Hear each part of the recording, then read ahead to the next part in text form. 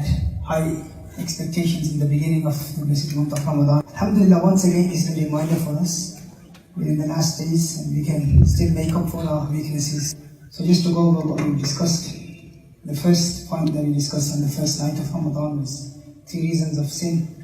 And first is Satan, second is nafs, and the third is bad company. And we said Satan is locked up in the blessed month of Ramadan. Nafs is controlled by hunger and thirst, provided that we don't overeat at suhoor time and iftar time. If we eat less, then nafs will be in control. And the only third enemy that we have, the third reason for sinning, is bad company. And I said, if you can refrain from bad company, you will be purified in the blessed month of Ramadan. That's all that we have to work on. I'm really happy, alhamdulillah. I have a very high percentage of people in the reports that were sent to me, people who didn't watch any movies in the month of Ramadan, people who completely disconnected the internet, some people stopped using the games on their phones and things like that. That's a big achievement, because I said that's the third cause of sinning. Sinning, bad company is not only people, it's also these apps on your phones and internet and watching movies. That's the bad company that we need to refrain from, we really need to work hard on. And alhamdulillah, a lot of people have been working on that. And if you people are still guilty of this sin of watching that which is haram or something which is unnecessary, because it's not a month of entertainment, it is to attain the nearness of Allah Jalla wa Ala, to enjoy the hunger and thirst and gain the nearness of Allah Jalla wa Ala. Then here is another opportunity, another reminder for all of us. For the coming 10 days, we work hard on that, inshallah, and act upon the ahkam of deen. The second talk was about to be blessed with life in Ramadan is a great honor, and I gave the example of Sayyidina Al-Habib, and to keep thanking Allah, to Allah, we thank you that you blessed us with life in this blessed month of Ramadan. Point number 3, the third talk was how angels pray for those people who are fasting and there's someone else eating next to that person. And until the other person finishes, Allah Jalla wa Ala appoints His angels and they keep doing dua for the fasting person until the other person finishes eating. So that's a great blessing. If you're at work and someone else is eating next to you, then thank Allah that Allah has blessed you with this opportunity, with this great blessing that the angels are descending from the heavens and they're especially making du'as for you until the other person finishes eating. The fourth talk was about the picking of food, pieces of bread or other food from the dining mat, and how the person is forgiven if he picks up food and he eats it. And that forgiveness is guaranteed by Rasulullah sallallahu alaihi wasallam, and how the people who pick up food from the floor and eat it, how their children will be intelligent, and how Allah Jalla wa Ala will bless them with barakah, with blessings in their sustenance. And the children will be saved from insanity. They will have beautiful children. Point number 5 was, the fifth talk was about Quran and the Prophet sallallahu alaihi wasallam increasing in charity the day after Rasulullah sallallahu alaihi wasallam would meet Jibreel. So Jibreel at night would come and recite the Quran to the Prophet sallallahu alaihi wasallam, and the Prophet sallallahu alaihi wasallam would recite back to Jibreel, and then the Prophet sallallahu alaihi wasallam would increase in charity on the following day in giving charity, and then we discussed the reasons behind that. And Rasulullah sallallahu alaihi wasallam would receive the love letter from Allah Jalla wa Ala. That is the Quran, that's the kalam of Allah Jalla wa Ala. The scholars of Quranic exegesis that you thank Allah. So if you meet someone pious, one way of thanking Allah for that is to give in charity. So the Prophet ﷺ, as if the Prophet ﷺ was meeting Allah, because the kalam was given to the Prophet ﷺ. And the next day, the Prophet ﷺ's charity would be like blowing wind, like a tornado. It would reach everyone. When you meet someone pious, based on this hadith, someone who is greater than you, then you should increase your charity.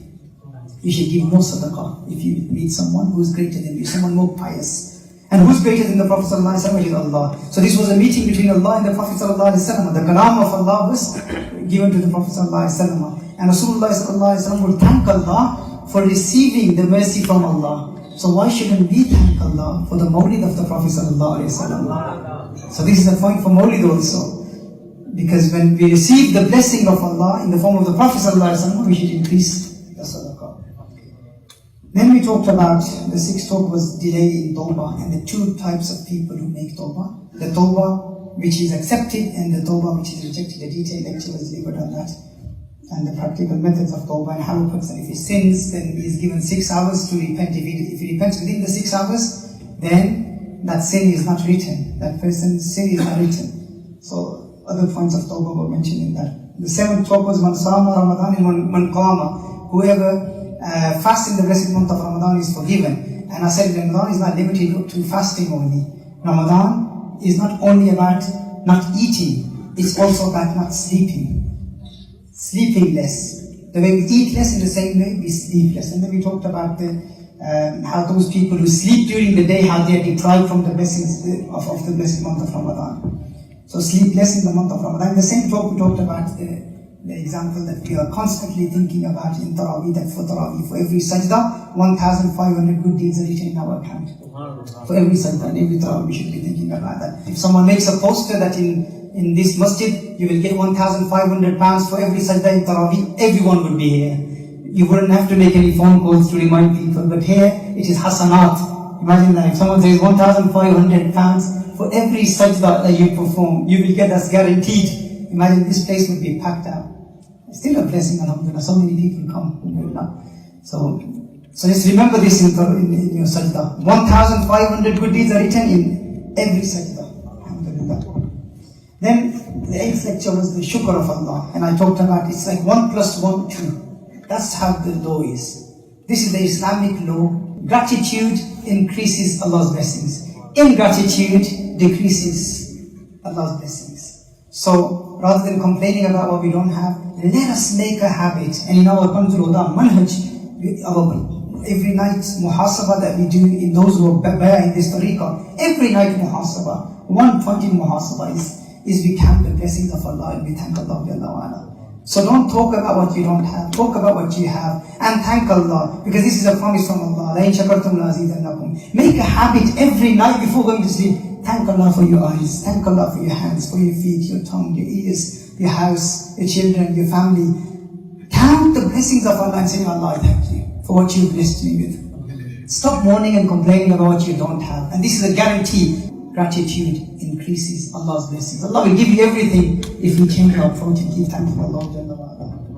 Then we talked about the beautiful hadith, and the Prophet ﷺ stood up and he said, look who's coming of people. And then the Sahaba was surprised, and the Prophet ﷺ said, look, Ramadan is coming. It's Ramadan. Rasulullah ﷺ was happiness and excitement. And then we talked about how the fish in the sea, they pray for the fasting person, how the birds pray for the person who's fasting, and how 1 million people are freed from the fire of hell, but 4 people. And then how for every day, if you recite Subhanallah, Alhamdulillah, wa la ilaha illallah, Allahu Akbar, 70,000 angels are appointed. They keep making dua for forgiveness until iftar time. So make a habit of doing this. Let us recite this once again. Subhanallah, walhamdulillah, wa la ilaha illallah, wallahu akbar.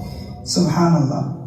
Then the 10th lecture was a summary of all the previous talks. The 11th talk was the importance of dua and how we are connected. How there is a strong and deep relationship between the blessed month of Ramadan and dua, and why Allah Jalla wa Ala in verse 183, 184, 185 and 186. In between these verses, Allah mentions the importance and ahkam of fasting, and then Allah emphasizes the importance of dua and how we can connect and establish our link with Allah with individual du'as. Ibn Ata'illah Sikandari Rahimahullah's teachings, we mentioned that he said, you have to believe and persuade yourself that you are helpless. You are not in command of your life, you are not in control of your life. If we persuade ourselves, then we will shed tears in our du'as and we will have a connection in our du'as. Then point number 12 was the du'a at the time of iftar, constantly reminding ourselves, this is the du'a that is accepted. At the time of iftar, when you worry about the food, think about your relationship with Allah. Before we eat, we should make a dua, and also the importance of dua at the time of suhoor. So, lecture number 13 was about the importance of silatul rahim,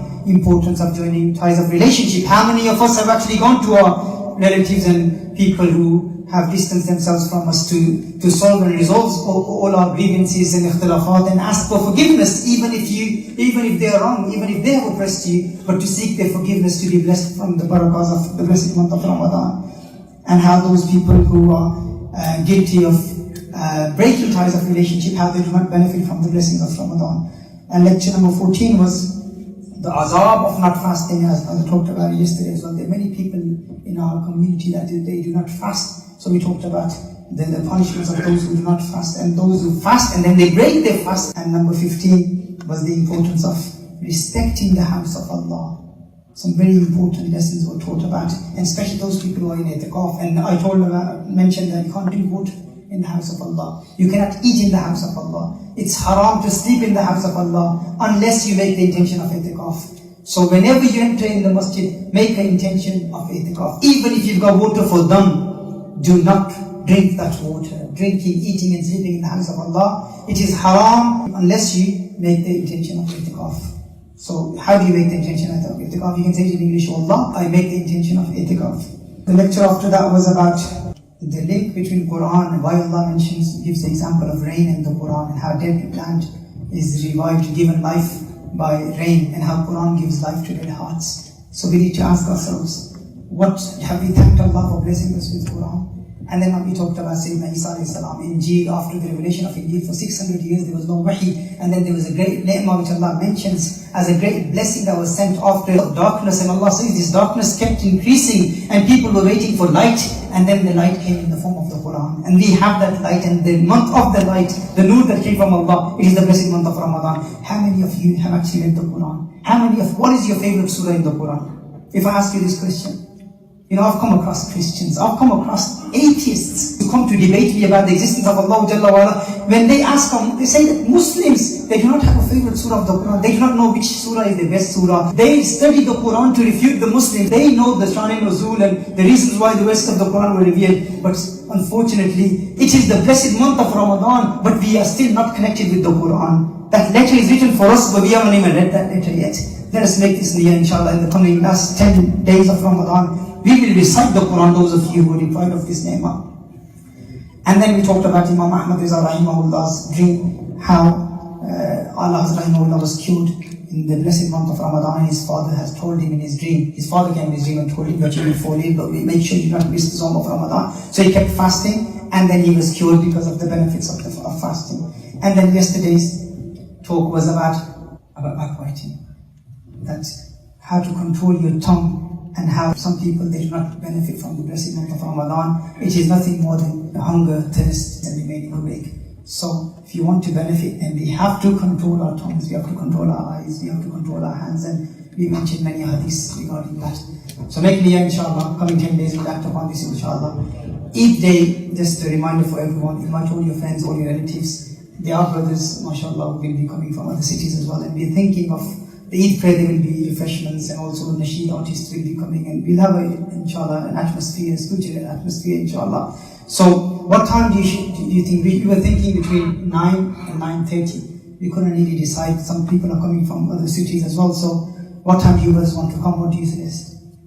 Jazakumullah khairan wa akhiru da'wana alhamdulillah.